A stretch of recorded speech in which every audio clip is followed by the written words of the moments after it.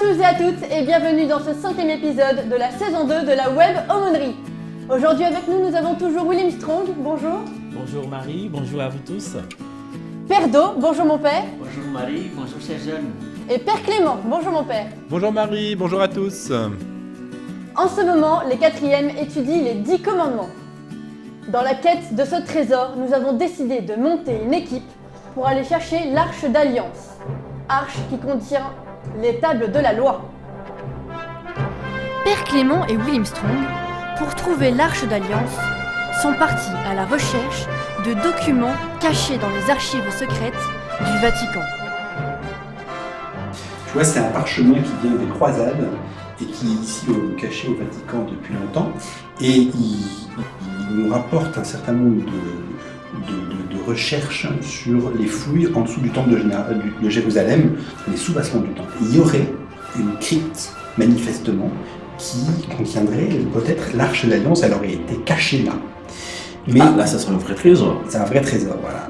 Ils ont fait plusieurs recherches, mais jusqu'à présent, ils n'ont rien trouvé. Et si on regarde là, ça nous renvoie à un autre endroit du parchemin. Et là, on a le plan de la crypte en question.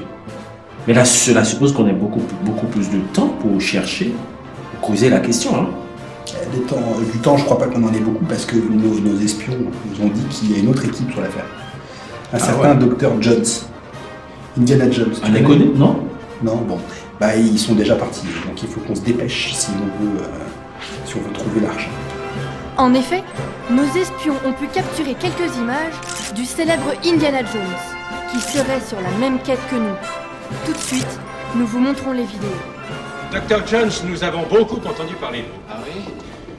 Professeur d'archéologie, expert en sciences occultes et, voyons comment dire au juste, pourvoyeur en antiquités rarissimes. Pourvoyeur, oui. Mais asseyez-vous, installez-vous confortablement. Merci. Cette arche, de quoi a-t-elle l'air? Vous allez la voir, j'ai une gravure ici. Voilà.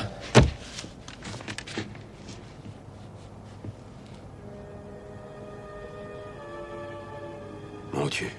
Oui, c'est exactement ce que les Hébreux ont dit. Mais qu'est-ce que c'est que ces espèces de rayons? Des éclairs, le feu du ciel, le pouvoir de Dieu, puissance absolue. Une armée qui se ferait précéder de l'arche serait invincible. C'est une chose à ne pas prendre à la légère. Nul ne connaît les secrets de l'arche. Ce que vous entreprenez est sans comparaison avec ce que vous avez déjà fait. Marcus, vous voulez me décourager, me faire peur? Vous parlez comme ma mère. Il y a longtemps que nous nous connaissons, vous et moi. Je ne crois pas à la magie, ni à toutes ces simagrées. Je pars à la recherche d'une chose qui a une signification historique extraordinaire. Et vous me parlez tabou et superstition. De plus, je suis un être prudent et organisé. Comme vous le voyez, notre équipe joue coude à coude avec celle d'Indiana Jones. Les voilà déjà en plein vol pour l'Arche d'Alliance.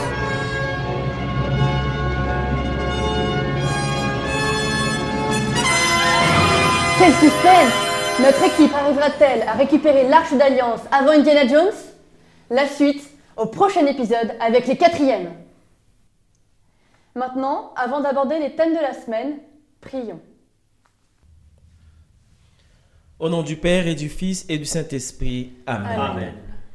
Mettons-nous en présence du Seigneur. Chantons.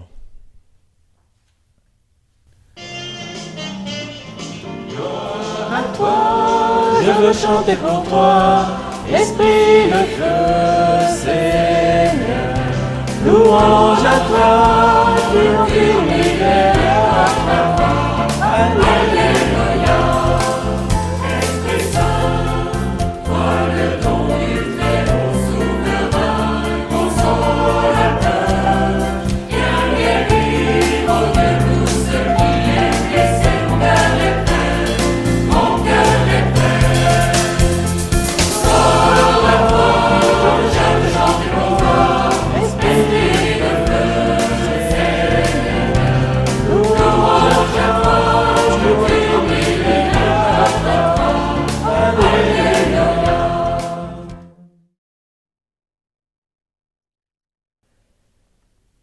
Du livre de la Genèse. Ainsi furent achevés le ciel et la terre avec toute leur armée. Au 7e jour, Dieu avait terminé l'ouvrage qu'il avait fait, et le 7e jour, il chôma, après tout l'ouvrage qu'il avait fait.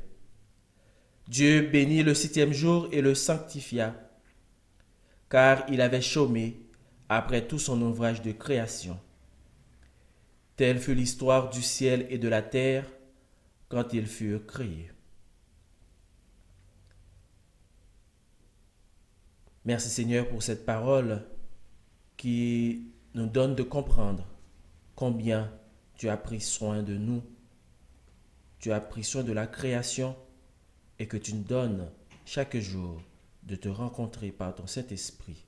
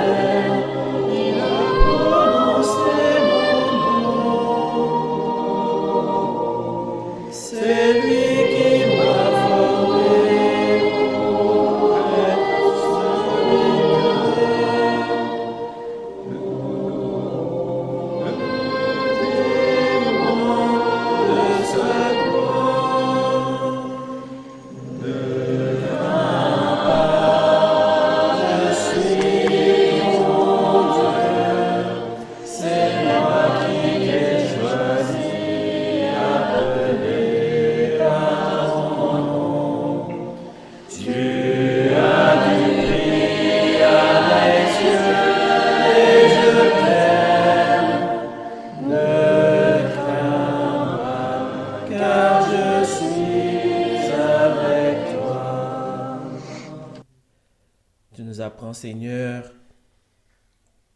de ne pas avoir de crainte. Nous avons du prix à tes yeux. C'est ta miséricorde qui nous fait dire ensemble: Notre Père, qui es aux cieux, que ton nom soit sanctifié, que ton règne vienne, que ta volonté soit faite sur la terre comme au ciel. Donne-nous aujourd'hui notre pain de ce jour. Pardonne-nous nos offenses, comme nous pardonnons aussi à ceux qui nous ont offensés, et ne nous laisse pas entrer en tentation, mais délivre-nous du mal. Amen. Au nom du Père et du Fils et du Saint-Esprit. Amen. Et maintenant, les thèmes de la semaine. Dans notre quête pour les tables de la loi et de l'Arche d'Alliance, approfondissons aujourd'hui avec les 4e, le 3e commandement.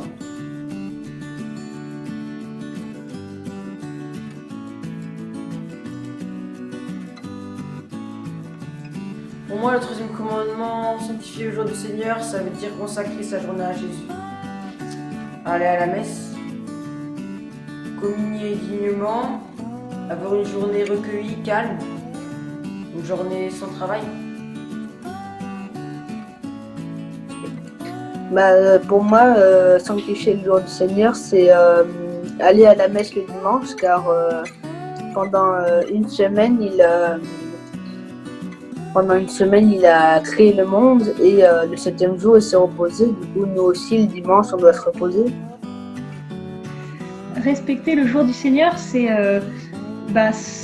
en faire un jour un peu particulier et puis être plus au calme, réfléchir à des choses plus importantes que les ennuis du quotidien. Ouais, réfléchir à soi-même, réfléchir à la foi, prier, on prie le dimanche.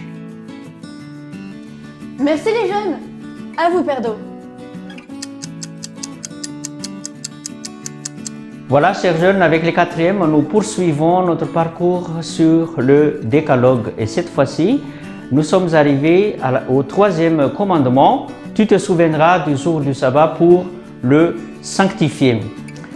Cette fois-ci, nous allons avoir 3 points pour éclaircir notre thème. Le premier porte sur la célébration du sabbat, le deuxième sur le pourquoi de la sanctification du sabbat et le troisième point sera sur le rapport entre sabbat et dimanche. Revenons sur le premier point, comment se célèbre le sabbat. Il y a 3 points, il y a 3 éléments qui marquent la célébration des sabbats. Il y a d'abord les rituels sur le repas et sur la prière. Les rituels sur le repas, tout simplement, c'est que ce repas sera différent de celui des autres jours de la semaine. La prière également aussi. Il y a quelques éléments distinctifs de la prière du sabbat.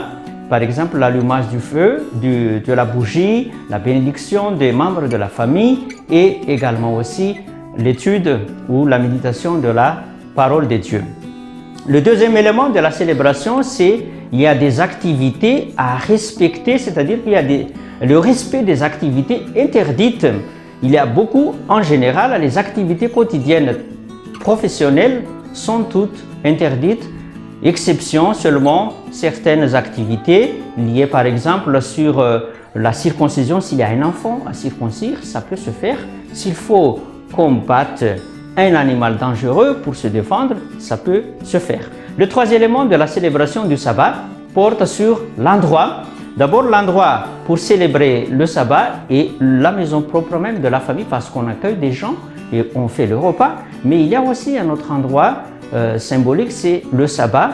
Donc il y a un mouvement entre la maison et le sabbat et le synagogue pour célébrer la prière en particulier. Que célèbre-t-on le jour du sabbat? On célèbre seulement 2 éléments. D'abord, la création et la délivrance de l'esclavage. La création, ça rappelle le 7e jour de la création. Dieu chôma et cesse de créer. Et la délivrance de l'esclavage, c'est parce que le peuple a été délivré de l'esclavage du peuple. Donc c'est un salut, c'est une rédemption. Et voilà, ils ont reçu ce commandement. C'est pour ça qu'il y a chez les Juifs ces croyances sur le sabbat. On peut dire chez les Juifs que le sabbat est l'anniversaire du monde, la fête de toute la terre. Et le sabbat et également aussi respecter le sabbat vaut que respecter tous les autres commandements.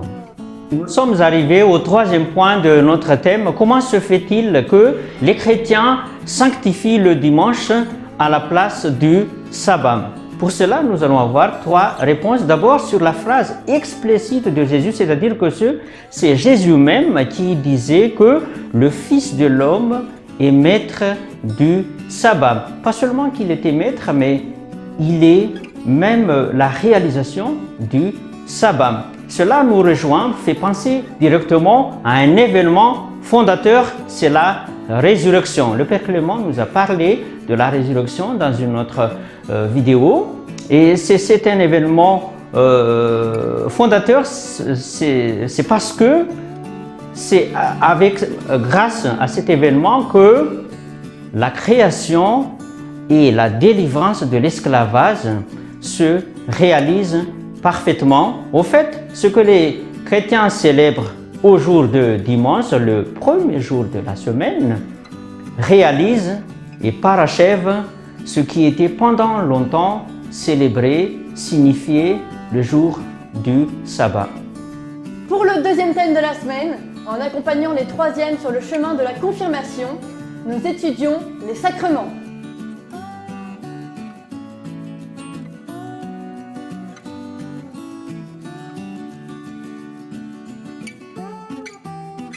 Les sacrements, c'est des jalons de la vie chrétienne. Il y a des sacrements exceptionnels comme le baptême pour entrer dans la famille chrétienne. Il y a le mariage, il y a la communion, la confirmation. Et les sacrements un peu plus ordinaires comme l'Eucharistie, la confession. Ouais, c'est les rituels de l'Église par lesquels Dieu nous donne des grâces. Les sacrements, c'est ce qui nous permet d'aller au paradis. Il y en a 7. C'est les prêtres qui nous donnent les sacrements.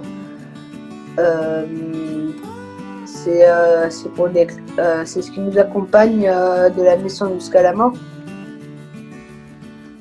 Les sacrements ont été institués par Jésus pour faire grandir en nous la grâce, guérir nous le penchant et faire grandir en nous les joies.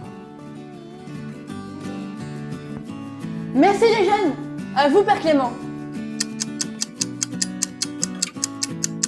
Chers jeunes, vous êtes en 3e et à la fin de cette année scolaire, vous allez recevoir le sacrement de la confirmation.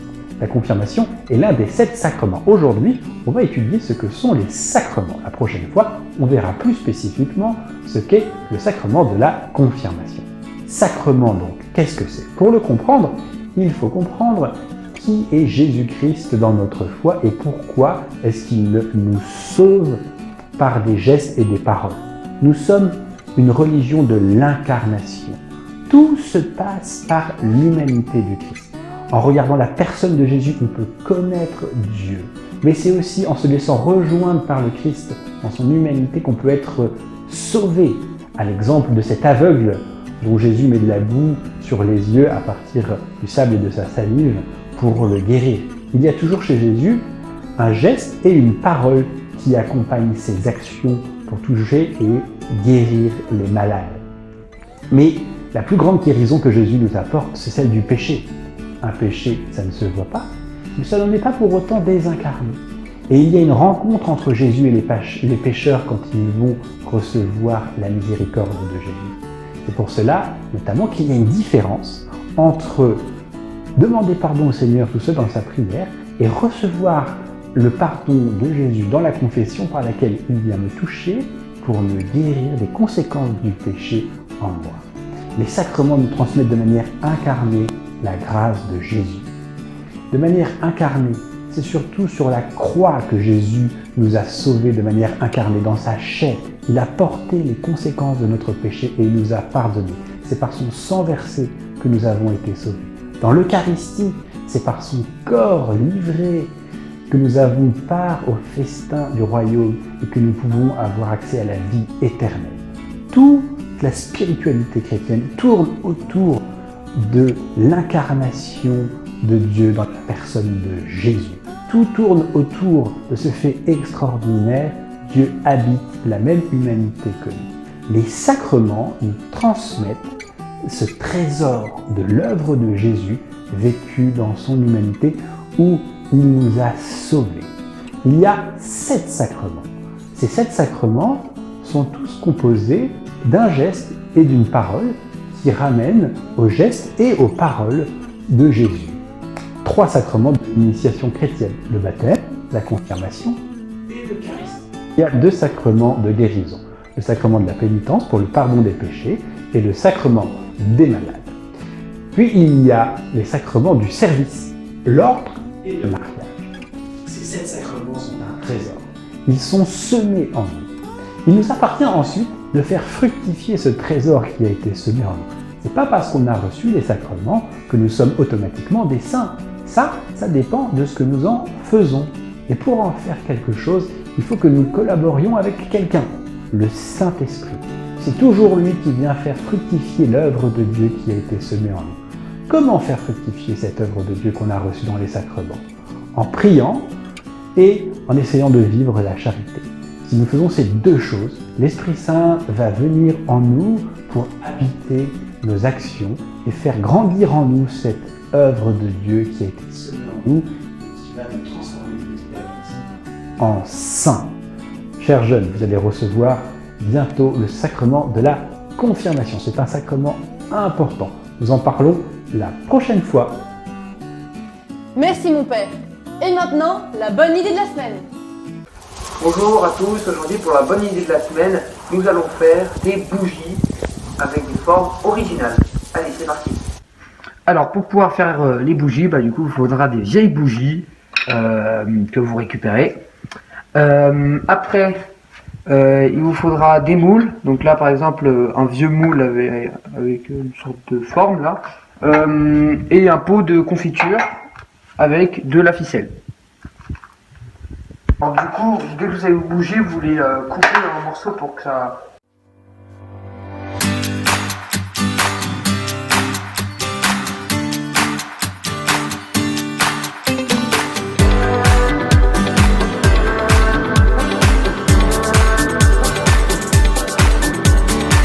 Dansons amour et charité.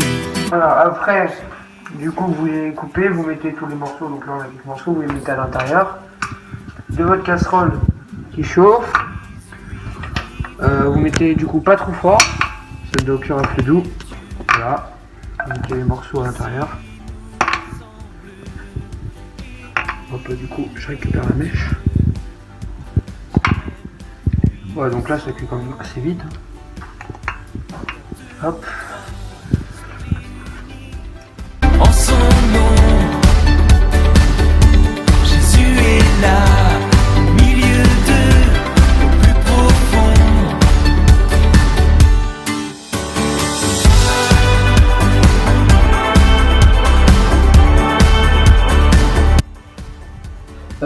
Là du coup, quand la cire a fini de fondre, vous baissez à feu doux pour garder pour pas que du coup ça revienne dur. Et puis du coup vous prenez vos plats et vous mettez dedans.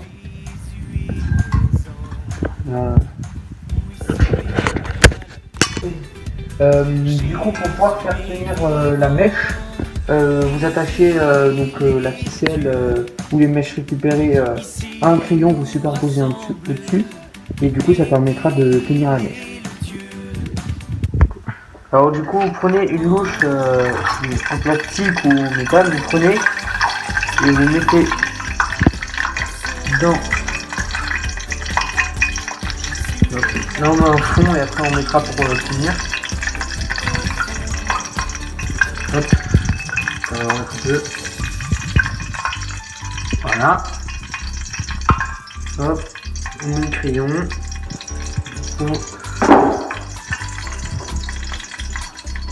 Hop, on prend le pot.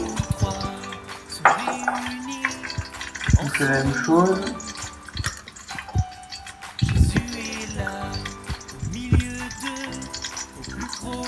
Hop, un fond. On remet le crayon par-dessus. Et maintenant il ne manque plus qu'attendre. Maintenant qu'ils sont bien refroidis, il ne manque plus qu'à les démouler.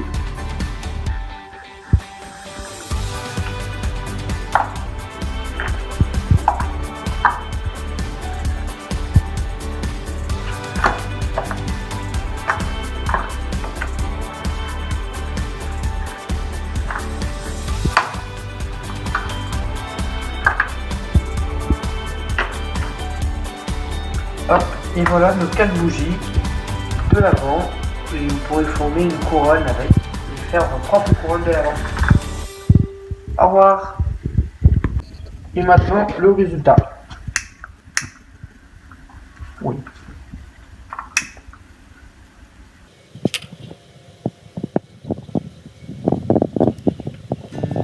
Génial!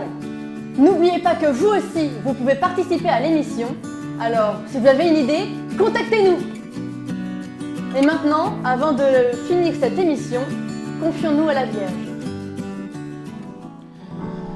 Quand nous sommes dans l'épreuve, viens nous visiter. De tous les dangers du monde, viens nous délivrer. Marie, mère du Sauveur, prends-nous en pitié. Marie, notre mère, donne-nous dans la terre, refuge des pécheurs, protège tes enfants. Je vous donne la bénédiction du Seigneur. Le Seigneur soit avec vous. Et avec votre esprit. Que Dieu Tout-Puissant vous bénisse, le Père, le Fils et le Saint-Esprit. Amen. Et voilà, c'est la fin de notre émission. Mais nous vous disons à la semaine prochaine.